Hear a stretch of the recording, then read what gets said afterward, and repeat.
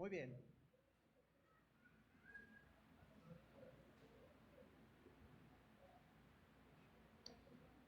Todo creyente debería saber o debe saber que Jesús es el mejor amigo, pero no debe olvidar que también puede ser el peor enemigo que pudiera enfrentar.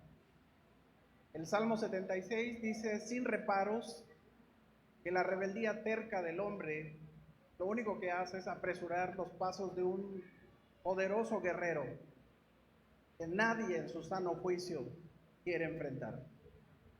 Salmo 76, Dios es conocido en Judá, en Israel es grande su nombre, en Salem está su tabernáculo y su habitación en Sión. Allí quebró las saetas del arco, el escudo, la espada y las armas de guerra. Glorioso eres tú, poderoso más que los montes de Caza. Los fuertes de corazón fueron despojados, durmieron su sueño. No hizo uso de sus manos ninguno de los varones fuertes. A tu reprensión, oh Dios de Jacob, el carro y el caballo fueron entorpecidos. Tú, temible eres tú. ¿Y quién podrá estar en pie delante de ti cuando se encienda tu ira? Desde los cielos hiciste oír juicio. La tierra tuvo temor y quedó suspensa. Cuando te levantaste, oh Dios, para juzgar, para salvar a todos los mansos de la tierra. Ciertamente la ira del hombre te alabará. Observa lo que dice. Ciertamente la ira del hombre te alabará. Tú reprimirás el resto de las iras. Prometed y pagad a Jehová vuestro Dios, todos los que están alrededor de él. Traigan ofrendas al temible. Cortará él el espíritu de los príncipes. Temible es a los reyes de la tierra. Se puede pensar que el conocimiento es algo automático. En tanto el hombre desde que nace hasta que muere es como una esponja que absorbe todo lo que oye, todo lo que ve y todo lo que lo rodea. Pero el verdadero aprendizaje no se percibe de forma automática. El verdadero conocimiento es el resultado de la observación intencional, de la reflexión y de la experiencia. Ese es el término que ocupa el poeta en este salmo para el verbo conocer del versículo 1. Dios es Yadá, Dios es conocido en Judá, en Israel es grande su nombre. Y el conocimiento por reflexión infiere una situación, como cuando Noé observa que en el pico del ave está una hoja de olivo, entiende que las aguas han descendido. Noé no lo ve por experiencia propia ni por sus propios ojos, sino que él infiere por lo que está observando intencionalmente. Lo mismo dice el apóstol Pablo en Romanos, que lo invisible de Dios se puede percibir, se puede inferir, se puede reflexionar con todo lo visible. El conocimiento entonces por reflexión infiere, anticipa, es perspicaz para tratar de entender lo que está observando uno. El conocimiento por experiencia al que hace mención también este salmo indica que los 5 sentidos son capaces de, a primera mano, entender lo que está pasando. Y ese es el tipo de conocimiento que adquirió Adán y Eva, que no sabían lo que significaba el bien y el mal hasta que comieron del árbol del conocimiento del bien y el mal. Esta percepción de primera mano va acompañada con esa habilidad del corazón de percibir si es bueno o malo lo que hago. Por eso Dios le dice reiteradamente, en palabras de Moisés a su pueblo en Deuteronomio, reconoce a sí mismo en tu corazón. ¿Se da cuenta? Conoce, reconocer es reflexionar, pero en un sentido de primera mano en el corazón, como experiencia. Tú estás viviendo que Dios te está castigando por tu rebeldía y por eso no ingresas a la tierra prometida. Deuteronomio 8:5, reconoce a sí mismo en tu corazón que como castiga el hombre a su hijo, así Jehová Dios te castiga. Conocer también no solo es sinónimo de la reflexión, no solo es sinónimo de la experiencia de primera mano con los 5 sentidos, sino sinónimo de una acción en el hombre para servir a Dios. David le dijo a su hijo Salomón: solo te pido que reconozcas a Dios en tu corazón, para que le sirvas de corazón perfecto y ánimo voluntario, porque Jehová escudriña los corazones y lo entiende todo. Por eso, conocer en el término del Salmo es sinónimo también de tomar acción para servir. Conocer a Dios es sinónimo de dedicar la vida en servicio a Él. Conocer su voluntad, como dijo Jesús, cuando en boca del que escribe Hebreos dice, diciendo luego: he aquí vengo pronto para hacer tu voluntad, oh Dios. Quita lo primero para establecer esto segundo. Por cuanto Jesucristo conoce a su Padre, conoce su voluntad para servirle. Entre más conoces a Dios, porque lo reflexionas, porque lo has experimentado de primera mano, tu reacción normal es servirle, dedicarle más tiempo, priorizar ese servicio. Conocer el entorno del Salmo también, el Yadá, es sinónimo de admiración y adoración. Jesús le dijo a la mujer samaritana: ustedes adoran lo que no saben. Se puede adorar en ignorancia, pero él dice: nosotros adoramos lo que conocemos, porque la salvación viene de los judíos. Conocer entonces provoca admiración, asombro, que se manifiesta en palabras, emociones y acciones que adoran al Dios que se revela. ¿Me doy a entender? Conocer entonces se vuelve mucho más íntimo ahora. Conocer es sinónimo de intimidad y de cercanía, como la palabra que se ocupa para Adán conociendo a Eva en una relación matrimonial. En este sentido, Dios conoce a los hombres y a la humanidad, según la Escritura, de forma última. Nada se le escapa a Él por cuanto su naturaleza inmanente. Por eso, cuando Dios escoge a sus siervos, los conoce de antes. Dios conoce a Abraham y por eso lo escoge, dice el Génesis 18:19. Y esa es la expresión que Dios ocupa para animar a Jeremías, que se sentía incapaz. Y el Señor le dice en el capítulo 1, versículo 5: antes de que te formase en el vientre, te conocí. Estoy tan cerca de tu naturaleza y de todos los seres humanos. Y dice: antes de que nacieses, te santifiqué. Y observe más la profundidad.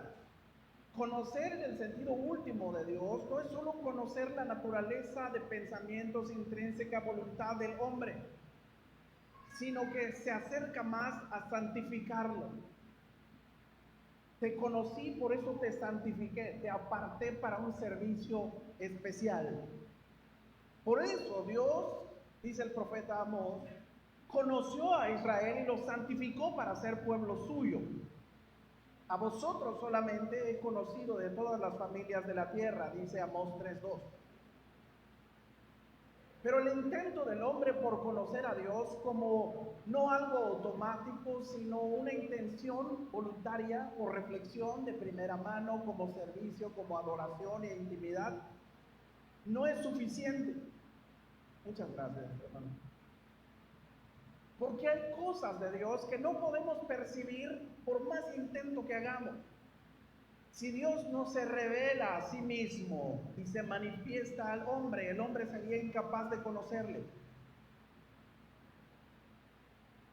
Dios le dijo a Moisés cuando le preguntó, dime cómo te llamas para que puedan saberte. Y el Éxodo capítulo 6, versículo 2 dice, habló todavía Dios a Moisés y le dijo, yo soy Jehová. Yo le aparecí a Abraham, a Isaac y a Jacob como Dios omnipotente, mas en mi nombre Jehová no me di a conocer a ellos. Todavía no revelaba los atributos perfectos de su nombre Jehová, el gran yo soy, el autoexistente, porque no era el tiempo. Pero a partir de ahora le dice a Moisés, me voy a revelar a la historia de la humanidad con hechos milagrosos para engrandecer mi nombre.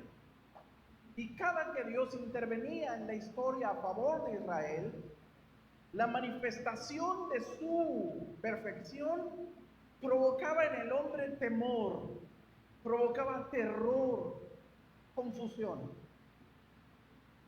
En este último concepto de conocer a Dios como revelación de Él al hombre que intencionalmente lo busca, es sinónimo de temor.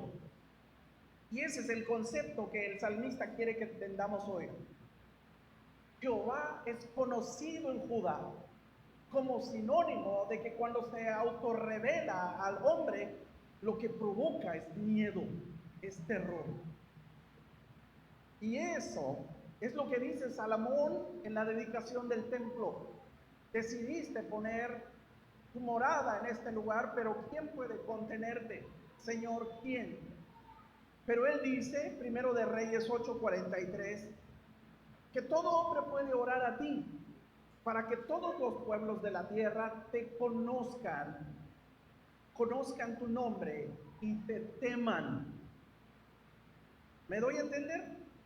Y como tu pueblo Israel, dice, entiendan que tu nombre es invocado sobre esta casa que yo edifiqué. El sinónimo de este salmo es conocer igual a temor. Lo que dice Salomón, entre más te conoce la gente a profundidad, más te teme.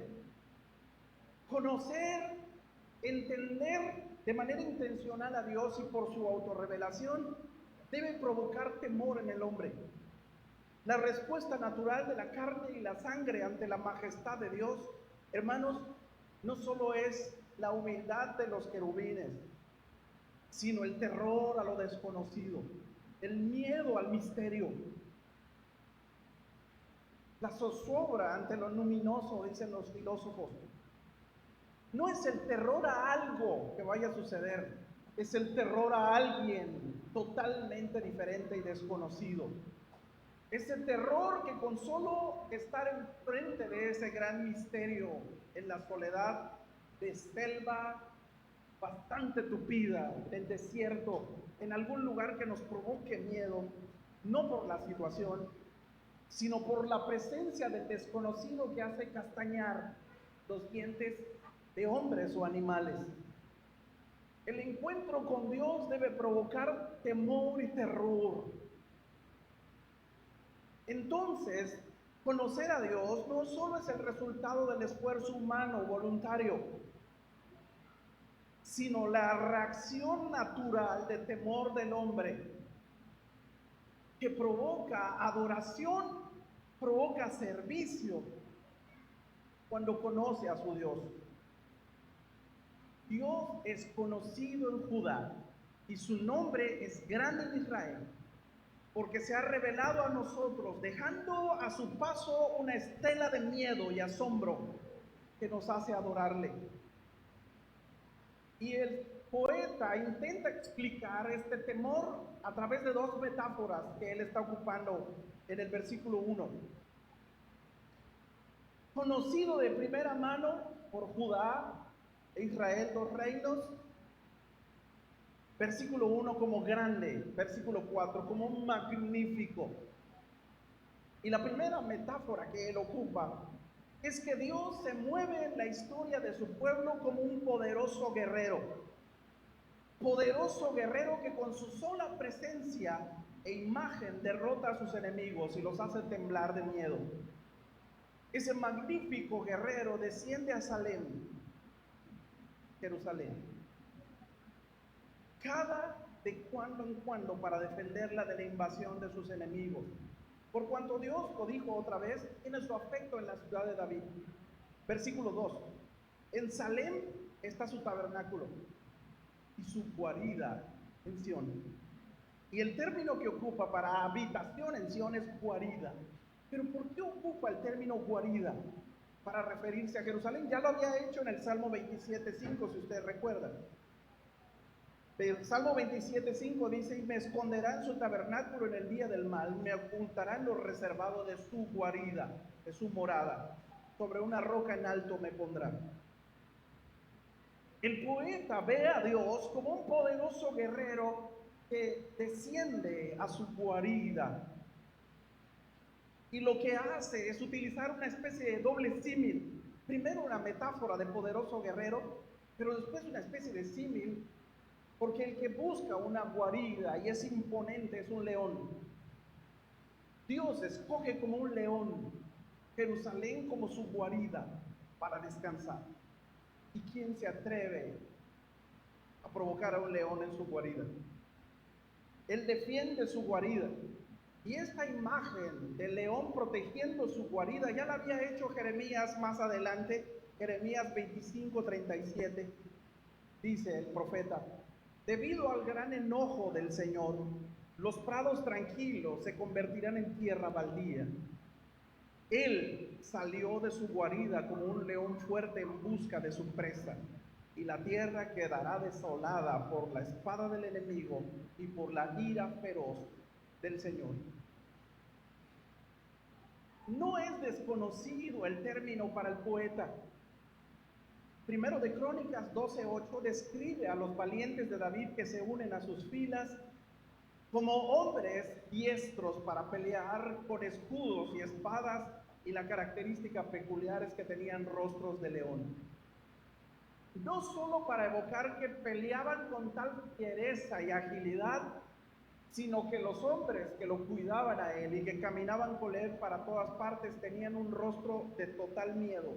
Solo con mirar a sus enemigos o a la gente alrededor, la gente tenía temor de los valientes de David. El salmista está utilizando esa misma metáfora. Cuando Dios se manifiesta en la historia de los hombres, Dios tiene la apariencia de un león que con su sola presencia da miedo a sus enemigos.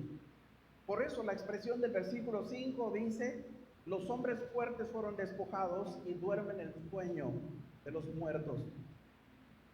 La referencia histórica que quizás tenga el Salmo 76 para los alumnos de Asaf sea el momento en que Sennacherib, el rey de Asiria, intentaba invadir Judá, rodea la ciudad y amenaza al rey Ezequías. Pero Dios, a través del profeta Isaías 37:38, le dice: tus ejércitos no entrarán en Jerusalén, ni siquiera lanzarán una sola flecha, que es lo que dice el versículo 3, solo el rey regresará a su propia tierra por el mismo camino por donde vino. No entrarán en esta ciudad, dice el Señor. Por mi propia honra y por amor a mi siervo David, defenderé esta ciudad y la protegeré. Esa noche un ángel del Señor se paseó en el campamento enemigo y murieron 185,000 soldados. Cuando despierta el rey y los pocos que lograron sobrevivir vieron montañas de muertos, que les dio terror y regresaron a su ciudad. Esa es la primera imagen que el salmista intenta decir. Pero este guerrero poderoso no solo evoca temor porque hace morir a la gente sin que ésta siquiera lance un golpe para defenderse, sino que en el versículo 4 él lo asemeja al monte salvaje de Caza. Versículo 4: glorioso eres tú, poderoso más que los montes de Caza.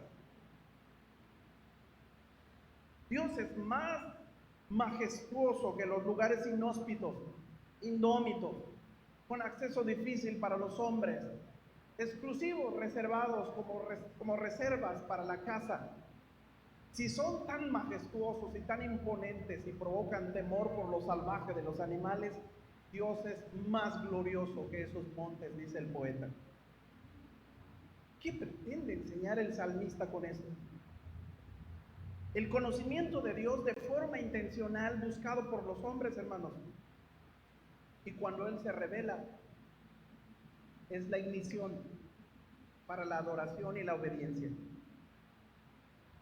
La adoración en ignorancia es idolatría. Podemos adorar a Dios en formas externas, pero si no lo conocemos, estamos en peligro. Y es lo que quiere enseñar el salmista aquí. No se puede adorar a Dios sin el debido temor de su revelación. ¿Me doy a entender? Dejemos un momento esto para ver la otra metáfora. La otra metáfora está en el versículo 8. Si Dios es un poderoso guerrero, ahora es un poderoso juez. Desde los cielos hiciste oír tu juicio. La tierra tuvo temor y quedó suspensa. Cuando te levantaste, oh Dios, para juzgar, para salvar a todos los mansos de la tierra. Cuando Dios, poderoso juez, se levanta a juzgar a los malos y a defender a los buenos, parece que hay una especie de encontronazo de trenes, de búfalos peleando por la autoridad. Porque por un lado, el versículo 7 señala que este poderoso juez viene airado. Versículo 7 dice: ¿y quién podrá estar de pie delante de ti cuando se encienda tu ira? El término para ira a Dios ahí es aliento agitado. El juez, Dios, está agitado y va a poner orden en la historia. Pero el encontronazo que se da es que por el otro lado hay otra ira que se enfrenta a él y que no quiere ser juzgada. Versículo 10. Ciertamente la ira del hombre te alabará.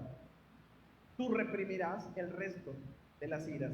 El hombre está airado, pero el término que ocupa para airado ahí no es solamente un aliento agitado, enojo, sino el término se utiliza para señalar ponzoña y veneno. Dios es juez justo, pero no acepta ningún soborno, dice la Escritura.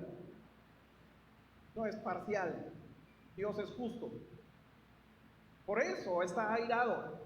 Pero por el contrario, el hombre está airado, pero su ira es veneno, es ponzoñoso. Pero como el salmista en el versículo 4 lo compara con el monte majestuoso en la salvaje vida silvestre, y Dios dice: Dios es más salvaje que el lugar indómito.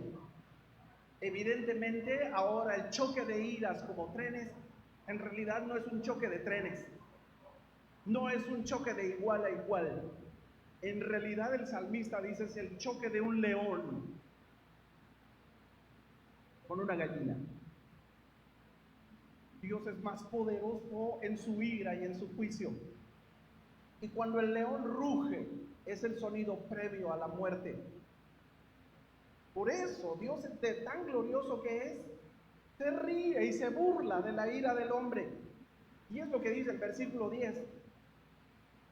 La ira del hombre te alabará. ¿Ya vio lo contradictorio que es ese versículo? La ira del hombre te alabará. ¿Cómo que la ira del hombre, el veneno del hombre, la terquedad del hombre, la rebeldía del hombre? El Salmo 2 ya lo había dicho, ¿recuerda usted? Salmo 2, versículo 1. ¿Por qué se amotinan los hombres y los pueblos piensan cosas vanas? Se levantan los reyes de la tierra y los príncipes consultarán unidos contra Jehová y contra su ungido, diciendo: rompamos sus ligaduras, echemos de nosotros sus cuerdas. El versículo 4. El que mora en los cielos se reirá de ellos. El Señor se burlará de ellos. Luego hablará a ellos en su furor y los turbará con su ira. ¿Se dan cuenta de las 4 acciones del Señor? Se ríe, se burla, les habla con furor y los turba con su ira. El mismo contexto que está sucediendo ahora. Por eso, la expresión del versículo 10, el veneno de los hombres, la terca rebeldía del hombre lo único que hace es ponerte una corona más a tu diamante de poderoso guerrero. Dios se da cuenta que entre más obstinado sea el hombre, más majestuoso te hace cuando llegas en tu furor. ¿Me doy a entender? El Señor lo dijo: voy a endurecer el corazón del faraón para que no los deje ir. ¿Cuál es la finalidad de endurecer el faraón? No se van. Primera plaga, no se van. Segunda plaga, no se van. Porque no se van, yo mando aquí. Y el Señor dice: bueno, está bien, no se van. Otra plaga. Y el Señor endurece la terca obstinación del corazón del faraón, hasta que esta terca obstinación lo único que hizo es desplegar la magnitud del poder de Dios. Hasta que esa terca obstinación le costó la vida de su hijo mayor en sus brazos en la madrugada. Y les dijo: váyanse de aquí. ¿Me doy a entender? Entre más obstinado sea el hombre para rechazar a Dios, más Dios se glorifica. Lo mismo sucedió con Sennacherib. Él dijo: el Señor me mandó a destruir a la ciudad por su rebeldía. Pero Dios le dice a través de Isaías: ni siquiera vas a entrar, ni siquiera vas a lanzar nada. Por el mismo camino vas a regresar. Y así fue. Y mientras él regresó a su templo, se metió a adorar Sennacherib. Sus hijos mayores hicieron un motín, lo mataron a su padre. Y ese fue el castigo de intentar probar con su ira destruir a Dios. Por eso el Salmo, en el último versículo, dice: Él quiebra el orgullo de los príncipes y los reyes de la tierra le temen. Dice en la Nueva Traducción Viviente: tú reprimirás el resto de las iras. Versículo 11. El enojo del hombre se convierte en alabanza a Dios. Aún su más mínimo enojo se convierte en tu corona, dice Dios habla ahora. Como se habrá dado cuenta, el adjetivo que cruza todo el Salmo y que el salmista quiere dar a conocer es que cuando Dios es conocido como guerrero y juez, comparten el mismo objetivo, la misma característica: el terror. Dios, como rey en su guarida, es temible, porque parece un león que ruge, que cuando ruge, dice el versículo 6, los caballos y sus carros se entorpecen, se ponen tontos. Cuando Dios ruge para defender a su ciudad y da un mensaje, los soldados mueren mientras duermen el sueño de la muerte. Dios solamente con su omnipotencia y su apariencia hace temblar a la tierra. Por eso, el Salmo 7, versículo 7, 76, tú, temible eres tú. ¿Quién podrá estar delante de ti cuando estés enojado? ¿Se da cuenta que el adjetivo que cruza al poderoso guerrero es que provoca temor? Cuando Dios se manifiesta como juez guerrero, poderoso, también provoca temor. Versículo 8. La tierra tuvo miedo, dice el versículo 8, y quedó suspensa, guardó silencio. ¿Lo vio? ¿Cuál es la enseñanza? ¿Cuál es la moraleja, si lo quieren ver así, del Salmo 76? Dios es terrible y temible, dice el versículo 11 y 12. La enseñanza está aquí: prometed y pagad a vuestro Dios. Si tú prometes algo y te acercas para adorarle a Dios todos los domingos, tienes que adorarle a Él como reacción de que lo conoces, con temor. Porque si tú te atreves a prometer y no conocerlo a Él como deberías, es idolatría. ¿Me doy a entender? Y en la característica de Dios es temible, versículo 11, terrible, versículo 12.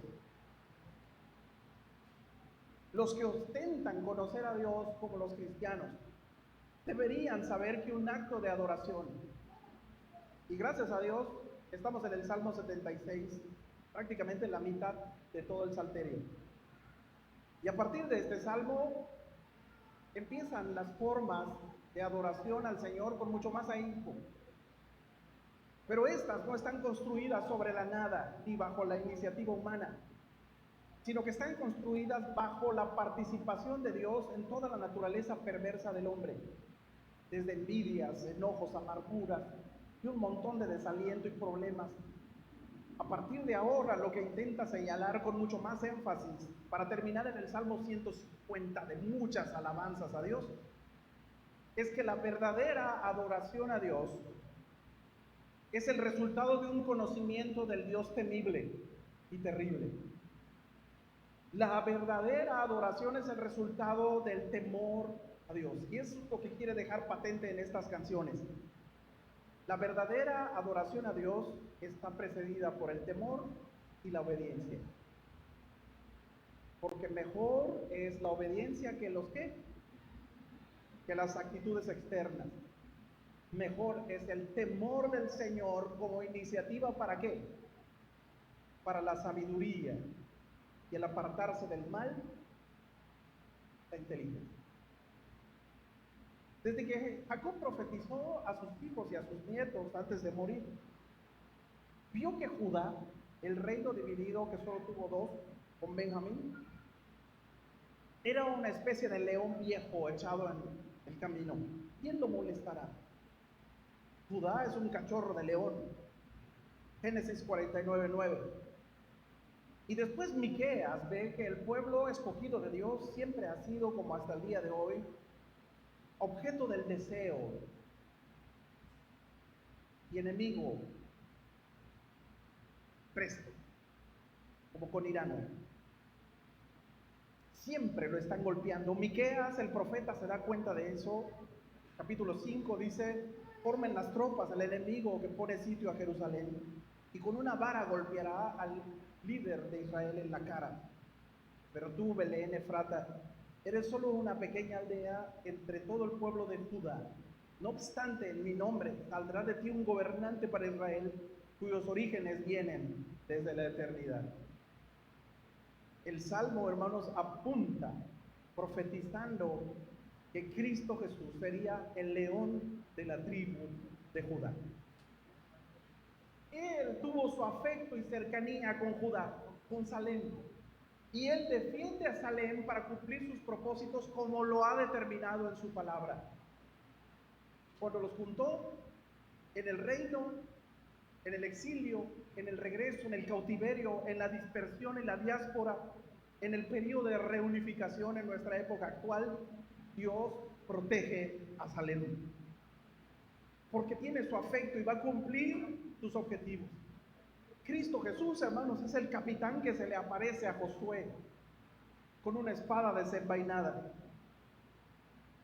¿Me doy a entender a quién está mirando proféticamente el profeta, el salmista? Hermanos, Cristo Jesús es el poderoso guerrero indomable.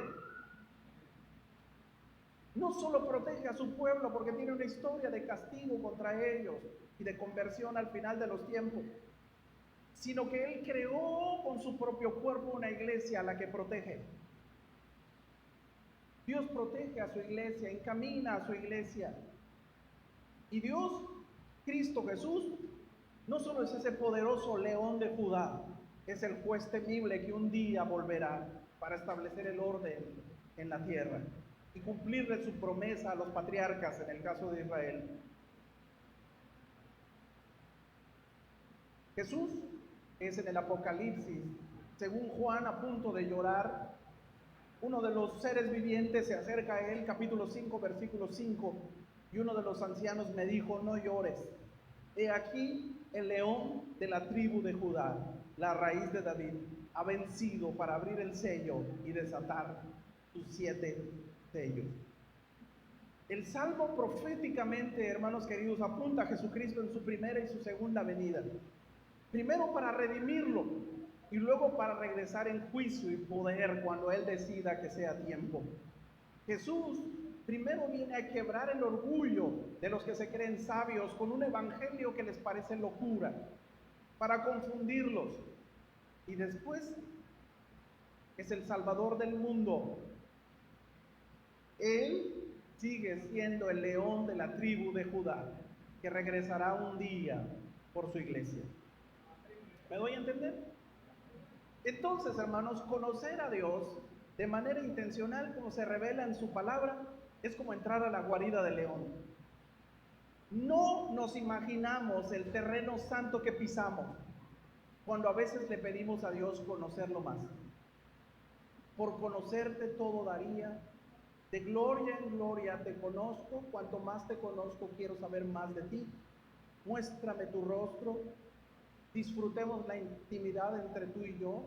¿Se da cuenta las veces en las que le pedimos conocer a Dios? Porque nos encanta conocer el lado amoroso, misericordioso, perdonador, paciente de Dios. Pero entre más lo conocemos, más temor tenemos de su santidad. Aun cuando podamos creer que Él es nuestro mejor amigo, y lo es con condición, sigue siendo el león salvaje, terrible. Y conforme crecemos en nuestra fe en Dios, más engrandecemos a Dios. Y esa es la historia del Salmo 34. Engrandeced al Señor conmigo en todo tiempo.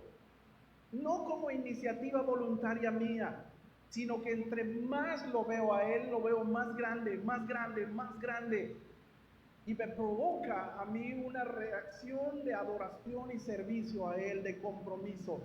Y esa es la lectura que ha sido reiterada en este último mes, los sábados que predican los hermanos, la hermana Estela, el hermano José, la hermana Luz de ayer. Efesios capítulo 2, Efesios capítulo 1 del hermano José y Efesios capítulo 4 de anoche. El apóstol Pablo le dice a los efesios: ustedes tienen amor y tienen fe. Pero él dice: yo por eso le pido a Dios en mis oraciones todo el tiempo que ustedes puedan crecer en la percepción espiritual del conocimiento de Cristo. Él pide que la fe que tienen pueda crecer. Porque hay cristianos que solo se convierten, se arrepienten, está bien, pero se quedan ahí. No crecen en el conocimiento y la percepción espiritual. La fe es la parte teórica de nuestra fe, de nuestra doctrina, de nuestra creencia. Lo importante, dice el apóstol, es que yo oro a Dios para que te den ganas de conocer a tu Dios profundamente en tu convicción de fe. Y el capítulo 3 dice: por eso doblo mis rodillas ante el Dios y Padre de todas las familias, para que fortalezca su hombre interior, para que sean plenamente capaces de comprender y conocer del amor de Cristo, cuán profundo, cuán amplio, cuán ancho, cuán alto es. ¿Me doy a entender? El deseo del cristiano de conocer a Dios, hermanos, debe reflejarse en un estudio más serio de la palabra de Dios. Porque lo otro que tenían los efesios era el amor. Y el amor es la parte cotidiana, práctica, del temperamento, del cambio de actitud, del cambio de prioridades. No podemos tener un cambio en nuestra conducta, hermanos, si primero no crece nuestra fe en Dios. A veces queremos vivir un cristianismo solo de conducta y de rituales. Pero conocer a Dios es la preocupación del apóstol. Por eso oro a Dios, para que el conocimiento de Cristo crezca en ustedes. Y este ingresar voluntario que le cantamos a Dios todo el tiempo, es a esta cueva del león, debe provocarnos a nosotros un temor reverente que cambia nuestro carácter y nuestra conducta. Proverbios 9:10. El temor de Jehová es el principio de actuar bien, de tomar buenas decisiones. Eso es sabiduría. Y el apartarse del mal, la inteligencia. ¿Se da cuenta? Eileen Tozer dice en su libro El conocimiento del Dios Santo: el pobre concepto de Dios que prevalece entre los cristianos de una manera casi universal es la causa de un centenar de males entre nosotros. Con nuestra pérdida del sentido de majestad, ha llegado una pérdida mayor del temor reverencial religioso y del reconocimiento de la presencia divina. Hemos perdido nuestro espíritu de adoración. Fin de la cita. Y tiene razón. Porque vivimos en una época actual donde la iglesia de manera universal canta mucho, danza mucho, activa mucho, tiene bonitos edificios, incluso tiene buenos recursos educativos, pero no conoce a Dios. No lo conoce por el simple hecho de que no le tiene miedo para ofenderlo. Porque en nombre de la confianza, del amor, de la cercanía, de que tú eres mi padre, de que te amo, una y otra vez peca contra él porque no le tiene miedo, porque no le tiene temor a Dios. ¿Me doy a entender? Y esbozamos, levantamos una adoración falsa. Porque mucho cantar, mucho danzar, mucho aplaudir, pero sin el conocimiento de Dios es idolatría. Ustedes adoran lo que no conocen. Y son como los griegos. Levantan un altar al Dios no conocido. Pero como el hombre es intrínsecamente religioso, tiene que hacer algo, tiene que cantar algo, tiene que experimentar algo. Van a la iglesia el domingo y el lunes, porque no le tienen miedo a Dios, ya viven en pecado, decía Luis Mellado en su canción, y tiene razón.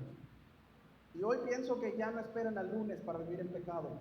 El mismo domingo en la tarde están viendo cosas en el celular de perversión, porque no le tienen temor a Dios. Porque en la mañana cantaron canciones, se emocionaron, danzaron, dijeron, hicieron, pero como no le tienen temor a Dios, porque no lo conocen como es en su palabra, somos capaces de ser tan irreverentes a veces para ordenarle a Dios algo en nuestras oraciones. Haz esto, haz lo otro, reprendo, decreto, cancelo. En nombre de la confianza, la iglesia, hermanos, no le obedece. Dios le dice en el Salmo 75, no levantes el puño contra Dios, es tonto. Pero como somos una iglesia que no conoce a Dios temible, obrando en la historia, somos como el burro sin entendimiento del Salmo 32. Dios te dice, ven para acá, y nosotros decimos, no quiero ir. Dios dice, no hagas esto, yo lo voy a hacer. No seas como el caballo y el mulo sin entendimiento, que han de ser sujetados con cabestro y con freno, porque si no, no se acercan a ti, dice el Salmo 32, 9. A veces Dios tiene que ponernos freno de manera violenta, dolorosa, para poder conocerle. Hermanos queridos, conocer a Dios es necesario para no pecar contra Él. Todos queremos que nuestros hijos se porten bien, queremos que sean buenos ciudadanos, que sean cristianos que por lo menos tengan su afecto en la iglesia, sirvan, pero no queremos que conozcan a Dios. Hacemos todo lo posible para que no lo conozcan, porque los atiborramos de actividades que luego no tienen tiempo para conocer a Dios en reflexión, por experiencia, en servicio y por último, por temor reverente de adoración a Él. ¿Me doy a entender? Lo que pasa, hermanos, es que no invertimos ni siquiera tiempo para que conozcan por medio de la Escritura. ¿De qué otra manera? Le enseñamos a nuestros hijos y queremos que se porten bien a través de rituales y nos sentimos orgullosos de ellos. Les queremos enseñar ética y no doctrina porque esa aburre. Es más fácil decir no, sí, no y ya. Pero Jesús le dijo, este pueblo de labios me honra, pero su corazón está lejos de mí. Porque en vano me honran, enseñando como doctrinas mandamientos de hombres. Vivimos en una iglesia más preocupada por nuestras diferencias éticas que por temerle al Dios santo. ¿Acaso no vemos, hermanos, que el salmista lo sabía? Jehová es conocido en Judá, dos reinos. Es grande en Israel y hay reinos. La soberanía de Dios permitió que por imprudencia de Roboam el reino unificado se dividiera. El reino estaba dividido todavía, pero la característica de los dos reinos que no se llevaban era que los dos conocían a Dios. A nuestro pueblo y a nosotros nos falta conocimiento de la grandeza de Dios, porque vivimos divididos en opiniones de qué creemos acerca de cuestiones éticas, que van desde la ropa hasta no sé qué cosas, y estamos preocupados por eso. Cuando debemos preocuparnos porque todos conozcan a Dios y le teman. Estamos más preocupados porque en el templo no haya desorden, no haya ruido, no haya esto, y sea un lugar más tranquilo. Pero no estoy invitando al desorden, pero en realidad lo más importante es lo que dice ese texto. Uno mayor que el templo está aquí. Alguien mayor que los ritos religiosos, que las formas, que las palabras, está aquí. A ese ténganle miedo.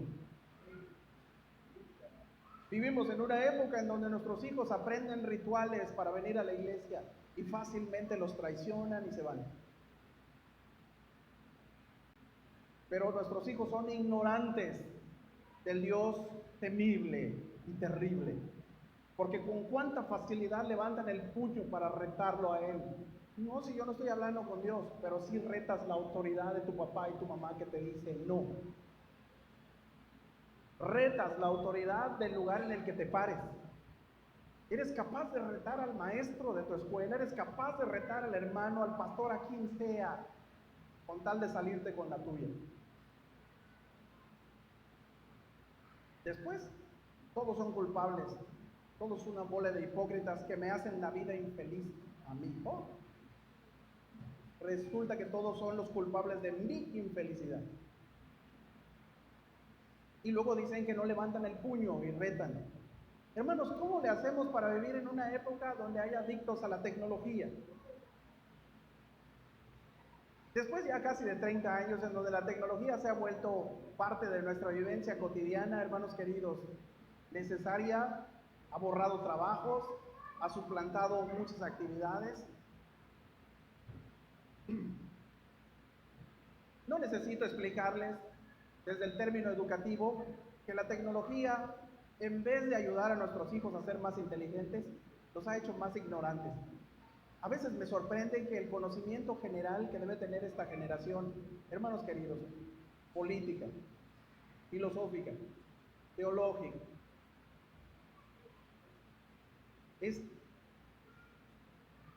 damos pena. Y todo es por culpa de un aparatito que se llama celular con internet. Y la tecnología nos ha hecho más ignorantes, pero con ganas. Y lo peor es que creemos que sabemos. Pero nos encanta aprender a nadar en la superficie de puertito todo el tiempo. Y el conocimiento general para nosotros es eso. Pero muy pocos saben profundizar en temas en lo profundo, complicado. Pero la tecnología no solo ha venido a destruirnos en nuestro conocimiento general, sino en nuestro conocimiento de Dios. Y pecamos contra Dios tan fácilmente con la tecnología. Porque en una época en donde la tecnología es la reina, nuestros hijos viven adictos no solo a la tecnología, al placer que otorga la tecnología. Viven adictos a la pornografía, viven adictos a la mentira, viven adictos a la apariencia de las redes sociales, como si ese fuera un diario público. Que en otra época el diario que uno escribe resulta ser íntimo, para eso es un diario, ¿verdad? De reflexión, no solo de evidencia histórica. Hoy todo el mundo escribe públicamente. Y ese es el resultado de una carencia. Y en ese sentido, hermanos, viven en una época presa fácil de todo. ¿Cómo le hacemos para proteger a nuestros hijos del embate, de la educación sexual precoz que hay en tecnología? ¿Cómo le hacemos, hermanos? ¿Cómo le hacemos para decirle no mires esto en esta plataforma? Si todas las plataformas están inundadas de tantas cosas, ¿verdad que sus hijos ya no quieren ver las series con ustedes, los mayores? ¿Por qué será? ¿Por qué será que no quieren ver las series con ustedes? Ay, es que tú hablas mucho. Ay, es que no es cierto. Porque quieren ver las series según su criterio personal de qué puedo ver y qué no puedo ver. Porque usted como padre de familia ve una serie y lo primero, usted no cuida el grado de audiencia que puede tener. No, no. Pero de repente sale una escena de dos hombres besándose. ¿Y usted qué hace como padre? Usted hasta se espanta, confunde con el, le quiere mover ahí, ¿verdad? Y usted trata de cuidarlos. ¿Qué hace? Si el asunto está que cuando dice, ya me voy a dormir mamá, ya me voy a dormir papá, él se va con el internet y con el celular aquí al lado. ¿Cómo los protege usted del embate de la tecnología y la perversión? ¿Qué les pone? ¿Control parental? Y si su hijo ya tiene 20 años, ¿cómo los protege? Es que hay que hablar con ellos, hay que darles, hay que perseguirlos. Y las mamás, que son buenas para andar vigilando, ¿verdad? Vigílalo, estate detrás de él. Hermanos queridos, ¿qué va a detener a nuestros hijos o a los caballeros cuando están solos a no cometer pecados contra Dios? Díganme ustedes, ¿qué los va a detener? ¿Mande? El temor al Señor. Nuestros hijos no conocen a Dios. Por eso se les hace fácil pecar contra Él, porque no le tienen miedo ni a las consecuencias. Porque nosotros les decimos a ellos, mira, ¿ya te diste cuenta? Este es el resultado. ¿Ya te miraste? ¿Ya te diste cuenta? ¿Ustedes creen que le tienen miedo a las consecuencias? ¿Qué le van a tener miedo? A mí no me va a pasar y esto, y yo me creo. Pero si un día ellos se encuentran con el Dios misterioso, terrible, pavoroso de la Escritura, estando solos, ellos van a decir, esto ofende a Dios, no lo voy a hacer. ¿Me doy a entender? Cuando estén solos nuestros hijos, ellos van a protegerse de pecar contra Dios, porque le temen a Él. Hermanos queridos, conocer a Dios no solo para protegernos de pecar contra Él. Necesitamos conocer a Dios para adorarle correctamente. Vivimos engañados de que la liturgia, las formas son lo realmente importante. Con que Dios nos vea cantar con emoción, eso sí, sinceramente, es suficiente. Pero no importa que soslayemos, evitemos, dejemos el conocimiento de Dios, que es la ignición, el inicio del temor y la obediencia en la adoración. Nosotros creemos que es suficiente. Si no conocemos a Dios, no podemos adorarle correctamente. ¿Me doy a entender? Hay personas que quieren adorar a Dios porque tienen un ministerio. Y Dios quiere usar mis talentos. Pero eso sí, qué raro, no quieren conocer a Dios. Vas a estudiar este semestre para conocer a Dios de una manera disciplinada con otros compañeros tuyos que también necesitan enseñarte algo de Dios. No, esta vez no. A mí eso me aburre realmente. No quiero, la teología me molesta, pero como me encanta cantar canciones.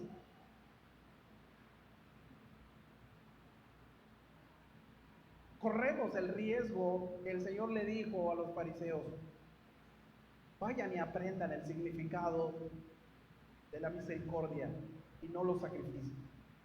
Necesitamos conocer a Dios para aprender que la esencia de la adoración no son levantar la mano, hermanos. Es tenerle miedo en el corazón a Él, porque lo hemos visto cuando se revela grande. Eso me va a provocar sí a levantar las manos. Pero vivimos en una generación donde la gente levanta las manos con una idea parchada de Dios,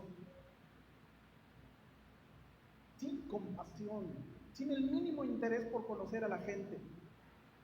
Hermanos queridos, el Salmo, glorioso, magnífico, terrible, son expresiones de alabanza.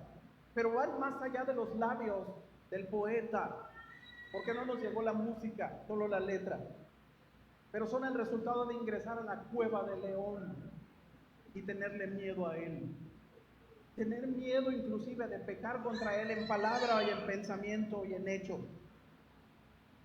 Por eso, no solo necesitamos conocer a Dios, hermanos, para no pecar contra Él, conocer a Dios para adorarle, también necesitamos conocer a Dios para obedecerle.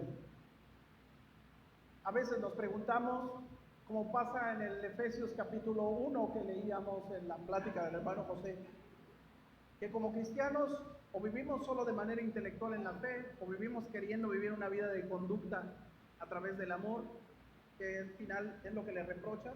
La doctrina la mantuvieron bien, pero perdieron su primer amor. ¿No se dan cuenta que el apóstol dice algo importante? Yo oro a Dios por ustedes.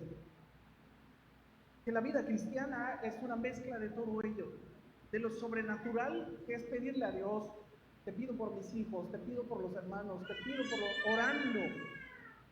orando para que Dios despierte el deseo por el conocimiento intelectual, pero también en una transformación en la conducta. Conocemos a Dios para obedecerle, porque muchos cristianos dicen, estudio mucho, pero siempre sigo pecando. O muchos cristianos dicen, es que me desanimo muy pronto. Pues claro, no conoces a Dios en tu fe, tu convicción te hace andar de aquí para allá. Pero muchos cristianos quieren vivir así solamente de la pura oración.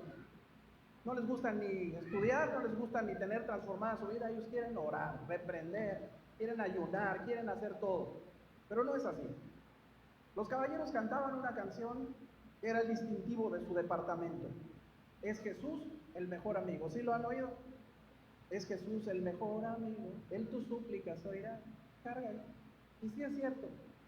Pero se nos olvida que Jesús puso un condicionante. Juan 15:14. Ustedes son mis amigos. ¿Están de acuerdo? ¿Cuál es la condición del Señor? ¿De qué? Si hacéis lo que yo les mando. No es lo mismo saber que hacer. Jesús es nuestro mejor amigo, pero si no hacemos, Él es el peor enemigo que podemos tener. ¿Me doy a entender? Si adoramos a Dios sin conocimiento, solo cosechamos ira para el día de la ira, dice la palabra.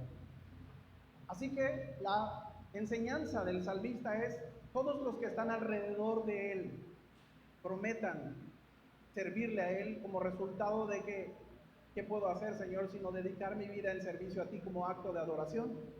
Paga tus votos, cumple. Debemos preocuparnos por conocer a Dios. Dios es conocido en la iglesia. Entre los santos, su nombre es temible. Esta afirmación, hermanos, debe ser un axioma para nosotros. Se supone que conocemos a Dios. Se supone que los santos, entre más maduros seamos, más miedo tenemos a la presencia de Dios.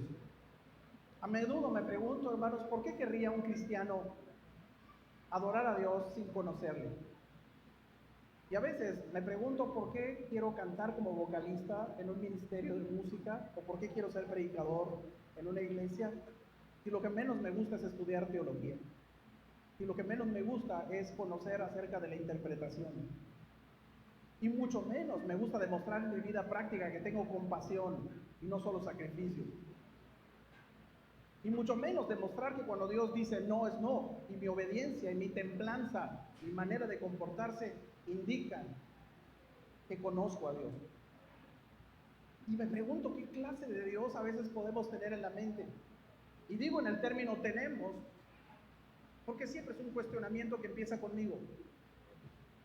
No en la imagen de alguien, no teniendo en la imagen a alguien.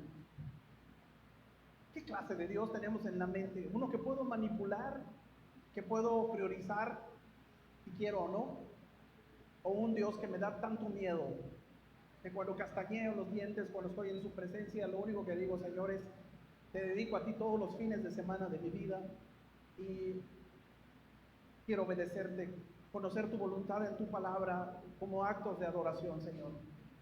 Cada que tú ingresas en la historia, algo sucede en mí, me hace ver que eres indomable, magnífico, guerrero. Y eso es lo que le recomienda Pablo a los filipenses. Por tanto, amados míos, como siempre habéis obedecido, no solo como en mi presencia solamente, sino mucho más ahora en mi ausencia, ocupaos en vuestra salvación. ¿Con qué?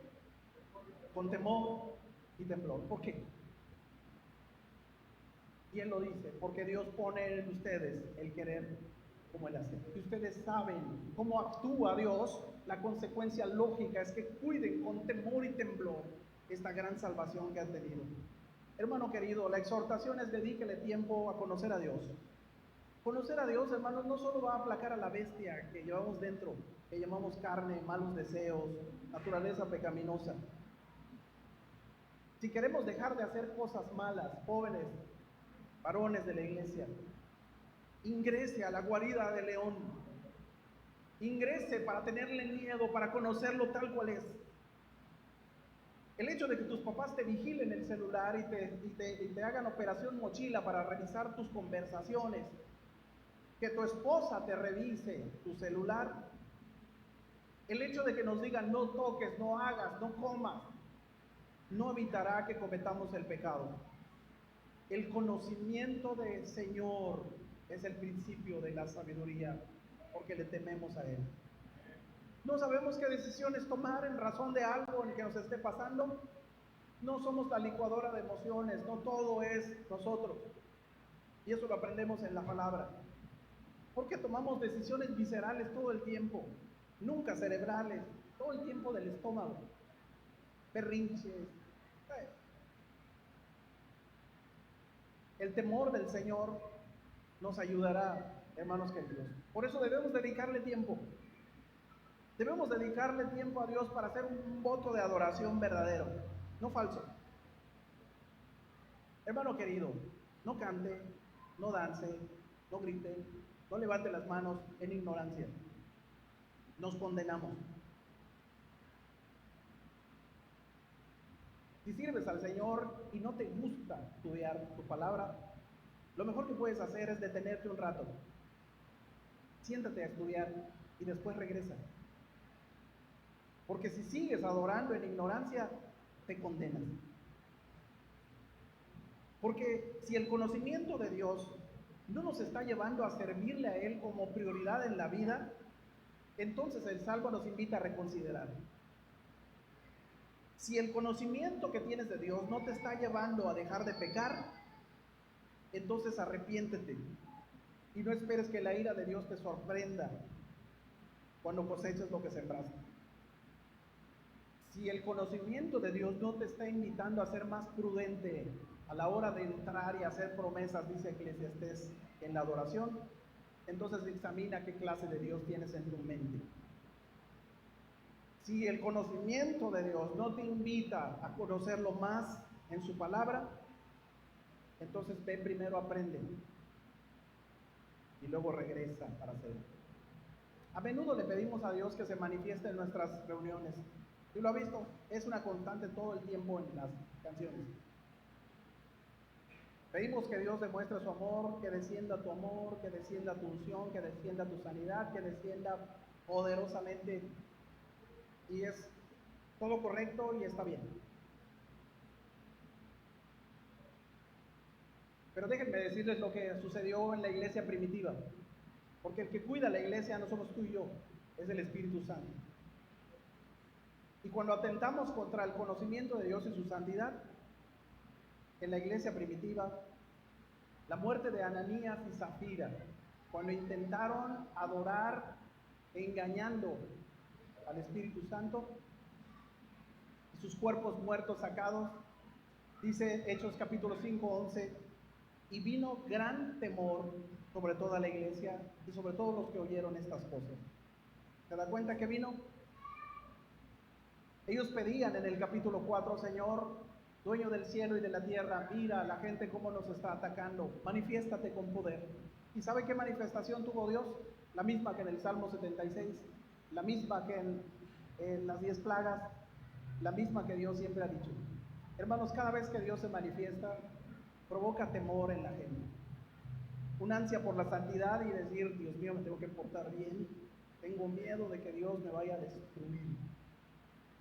El Espíritu Santo resguardaba la unidad y la santidad de la iglesia primitiva. Por eso tuvo que ser tan tajante en la muerte de Ananías y Zafira.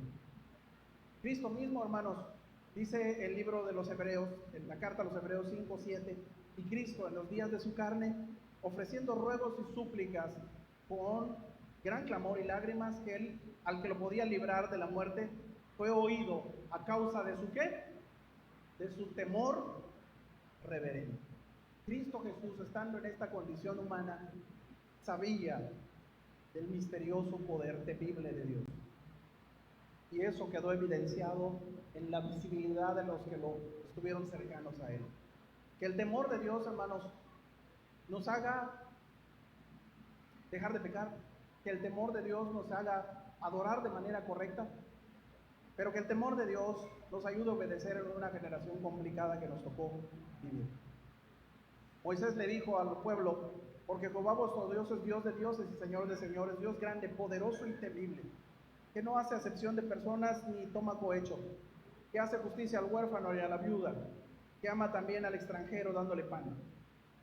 Él es el objeto de tu alabanza, Él es tu Dios, que ha hecho contigo estas grandes cosas y terribles cosas, como una muestra, hermanos, de la manifestación de Dios. ¿Cuántos quieren conocer a Dios? ¿Y saben qué está pidiendo? Que Dios nos ayude siempre a ver su palabra como un parámetro, hermanos, para todo lo que hacemos. Doblemente pensando ahora. Así como está, incline su rostro. Señor, te damos gracias. Qué terrible eres tú, Señor. Y no lo habíamos visto, así como dice tu palabra. Aunque nos has dejado tu palabra, Señor, nuestra mente no logra percibir todo lo magnífico que es tu santidad. Y este agridulce sabor cada que leemos tu palabra está mezclado entre el miedo que sentimos a tu presencia, pero también el placer que este nos da, Señor, cada vez que te conocemos. Por eso, Señor, dedicamos nuestra vida en gastarla para ti, para darte prioridad, para servirte. Porque no obtenemos otro beneficio más que adorarte, Señor, como una manera de respuesta de que te vemos. Tu palabra repite, y lo he estado viendo, terrible en maravillas. Pero eres no solo el poderoso guerrero que defiende nuestras familias, nuestra iglesia, sino un juez que pedirá cuentas para todos los que desobedecen de manera voluntaria. Y tu presencia nos invita a respetar tu santidad. Lo que te pedimos en esta tarde, Señor, en este calor, en esta etapa de nuestra vida, es que tu presencia infunda temor en todos nuestros hijos. Que tu presencia, Señor, infunda temor en los caballeros que están endebles en decidir si te sirven o no, si se dedican o no. Que tu presencia inunde con temor este lugar mientras cantamos. Que tu presencia, Señor, con ese temor reverente nos aparte del mal camino, nos conviccione de pedirte perdón. Que tu presencia que nos aterroriza, Señor, por ofenderte, nos haga ver que no es un capricho conocerte, Señor, es una necesidad para poder adorarte de manera correcta. Que tu temor, Señor, inunde este lugar, fuente de vida. Y eso haga priorizar nuestro servicio a ti, en dedicación a ti. Que hoy no se le tenga que rogar a los jóvenes para que sirvan a Dios, sino que sea el resultado, Señor, del temor a ti.